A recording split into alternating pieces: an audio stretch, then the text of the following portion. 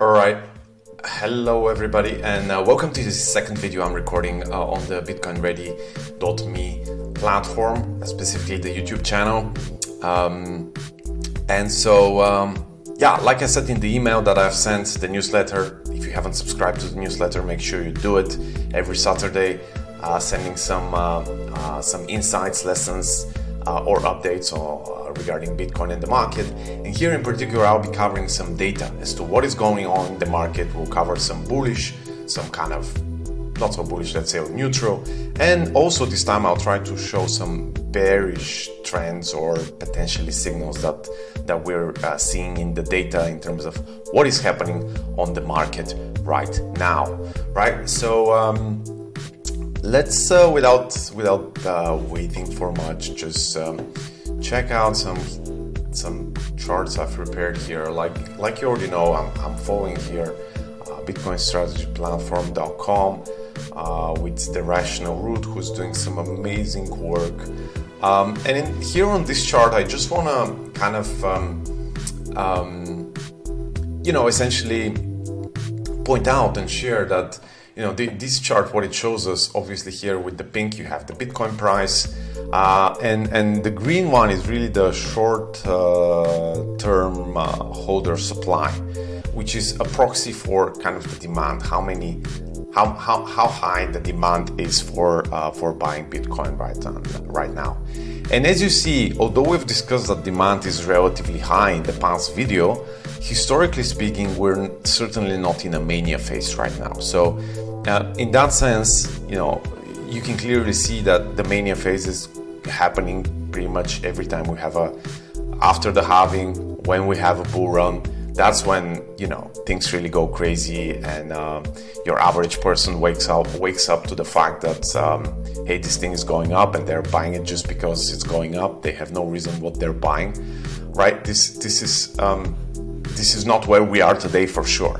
And from this standpoint, now is definitely a good time to buy. I mean, just practically speaking, every time the masses are not buying, it's probably a good idea to buy, especially if we're looking at an asset like Bitcoin, which is obviously, for multiple reasons we've discussed and we'll be discussing, just poised to grow, right? So this is really the third chart. So we see buying, but not necessarily nothing maniac in terms of maniac phase that we've seen in other times of the market. I want to again stress this very clearly, what we touched upon briefly last time, that we continue to seeing, even this week, there's a continued decrease in the available supply of coins, or the so-called, as we've said, this is the so-called all of these coins essentially that are available are considered liquid supply, right? The remaining, the majority of, so currently we have about 4 million and 4.1 million liquid supply coins, which was, if you look at about this time, before before the halving last time, approximately the same time, we had, close to 5 million, more or less, let's say 10 months before the halving, where we are today, really, right? We have about 10 months more to the fourth halving, about 10 months more before the previous halving. We had almost a million more coins available as liquid supply. So that's very different again, and I'm stressing this because it's definitely something new and something pretty bullish, right? Because we continue to see this downward trend, and if this continues, we'll see how far it will go. But this is likely happening because institutions, people like you who are smart, who are forward-looking, are this time trying to accumulate before the halving, right? Because this has now happened 3 times, so more and more people are expecting it. And so it would be interesting what will happen and how abrupt and sudden the phase will happen once the halving happens. Or possibly, we could see, I wouldn't say it's impossible completely to say, because sooner or later this dynamic on the market will change. And this 4-year cycle will change. I don't think it will be this cycle. I think we'll still more or less continue to do what we're doing. we'll continue looking, but we'll be checking, kind of, we'll be following what the supply is doing, and then I see we will start seeing the meaningful price movement after the halving. Having said that, obviously no guarantees there. I'm just saying this is the highest probability event. But imagine if we continue dropping, let's say currently we're about 4.1 million liquid supply on the market available to be bought or sold, and if we reach, well, that's not that far actually. Like if we reach in the two halvings prior, the second halving we had 3.9, so just 0.2 more million, 200,000 coins need to become illiquid, which is something that is actually very doable, and it does set us for a bullish run, like we've said. And here basically we're looking at the same thing, the illiquid supply, just kind of more or less the upside down. We're looking at the illiquid supply consistently growing, similarly, but even more than how it was before the second halving, right? So again, that's interesting to see now. So this is a good point certainly to be potentially accumulating. Obviously this depends, like I said in the email, on multiple kind of points, how much you accumulate, whether you accumulate more, whether you continue. I don't know how much coins maybe you already have, or how many satoshis you already have, but one thing for sure that is looking is that the market will continue to be choppy, right? It's kind of like how the market works. You'll go up, you'll go down, and so on the bright side, like, things are looking bullish long term. Short term, it's anyone's guess what will happen. If I was to guess, if I was to kind of like buy, or having to consider where to buy, the dollar cost average strategy is really good at this point in the market. It's just basically buying every single week or so, every day, every month, whatever everyone decides, but then, just looking at some key indicators, like here we have the 21-day, the 50-day and the 200-day moving averages, and we see, here, I think it's historically speaking, the 200-day moving average is a pretty good kind of support band, a level at which is a good buying opportunity if it hits there. And so currently that is closing up on 2,700. So for 27,000, right, per Bitcoin. So honestly speaking, I do expect that we continue to be moving up and down. Potentially we could go to 35,000, right? That's a potentially bullish scenario that we could see. But then I expect, honestly, like till the end of the year, just moving up and down, moving up and down. The market will keep surprising you. It will go up, and then you think, oh my God, like it's starting, but then it will go down. And I think we'll see a lot of this until basically next year. And you can see many of these here in other metrics that our friend the Rational Root is following. Here you see again, kind of like 28,000 is the point for short-term cost basis. So essentially, the short-term cost basis means that essentially the cost at which most coins, short-term coins, are acquired. So as you see, very regularly the price kind of revisits more or less that band. So 28,000 here is what we're looking at, the potential level that we could drop to quickly.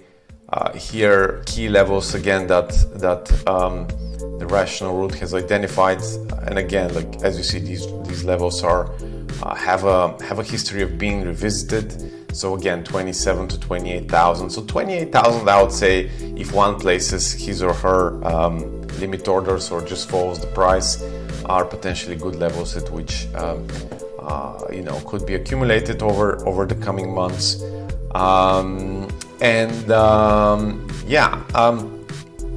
Then just zooming out a little bit more, Like I said, here's where's the halving. We still have another 10 more months to go.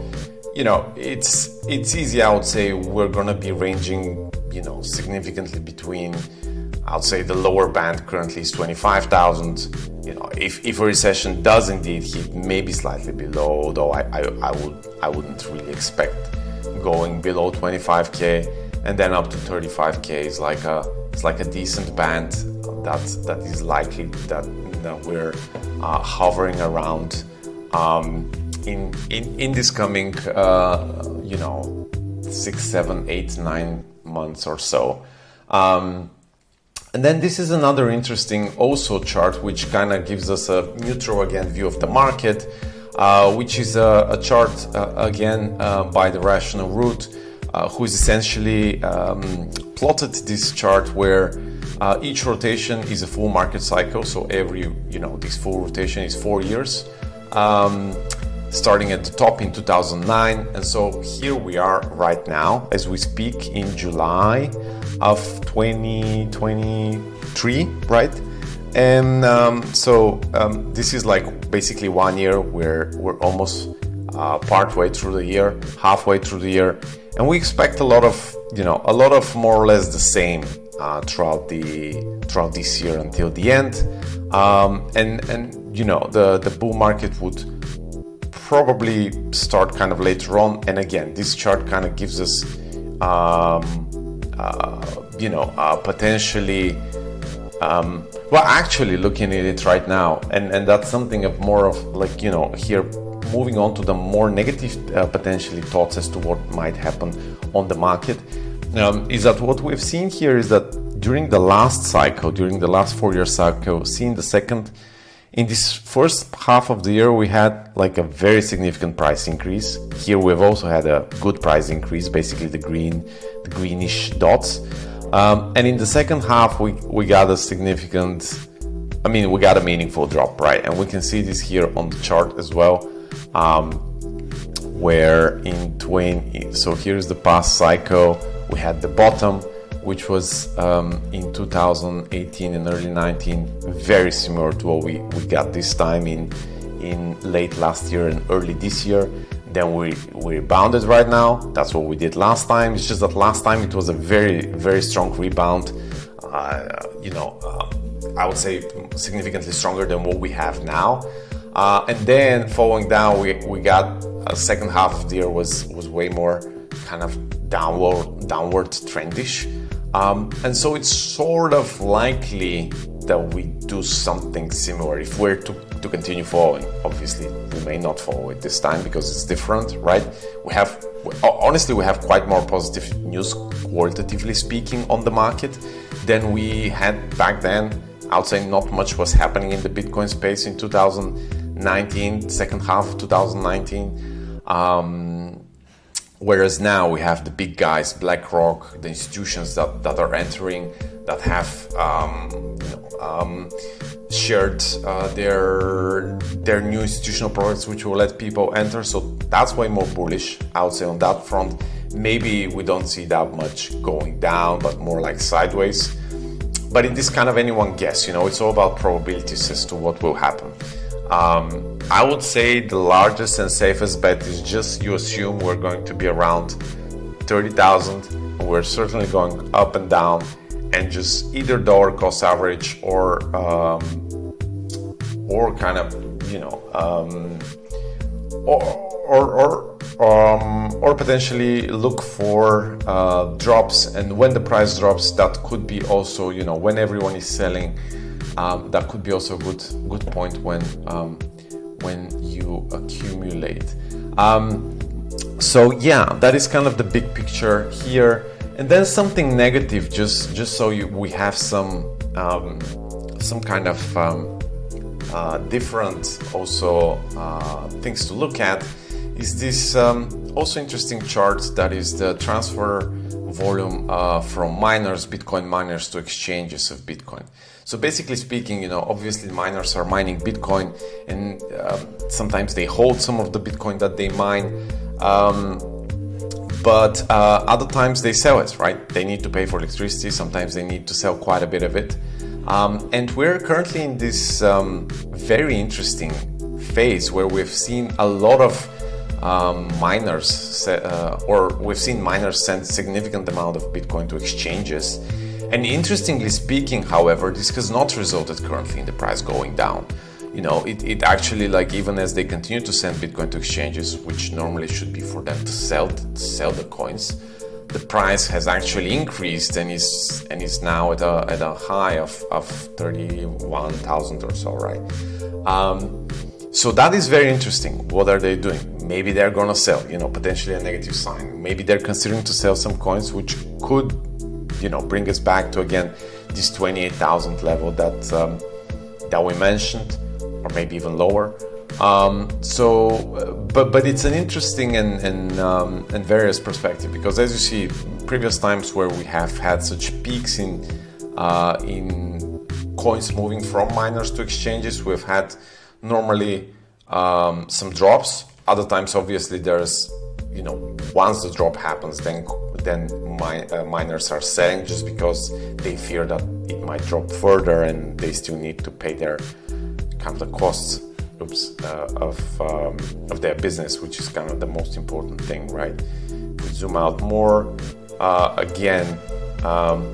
See, actually here we have, that's interesting. So in May of 2021, they sold quite a bit. So there might be various reasons why they sell. It could be that, you know, sometimes here somebody moved a lot of coins, some miners moved a lot of coins because they thought the price has increased. Let's say currently, then it was from 3,400 to 4,000, and maybe they thought this was a good time to sell some, right? But then the market surprised them and it kept going up.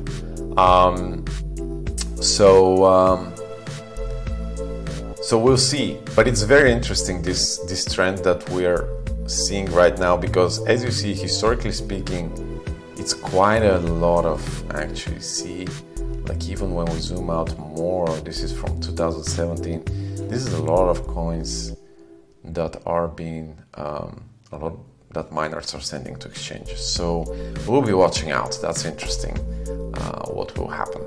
So that was about it. It was kind of random. We'll see how it goes. I'm still kind of getting used to it, finding the right format. Let me know in the comments if you'd like me to cover something in particular.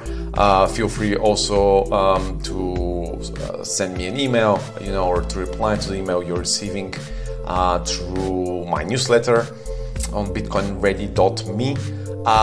And yeah, also it would be cool if you help me with this, as I'm just getting started, by clicking a like right here on this YouTube video, leaving a comment just so Google knows that I'm real. Last week, as I said, I posted my first video, and 2 days later my account was blocked for no apparent reason.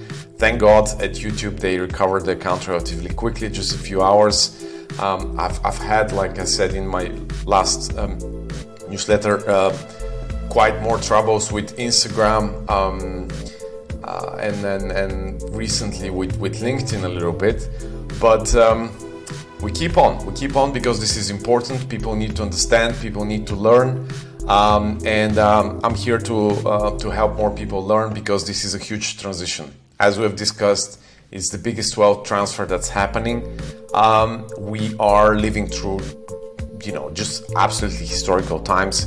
These 2020s will be, I think, will surprise a lot of people. And I have been discussing, and I will be discussing over LinkedIn, over my newsletter, over other upcoming content series, and obviously here on YouTube. So thanks again for watching. Wish you a great day, and see you soon.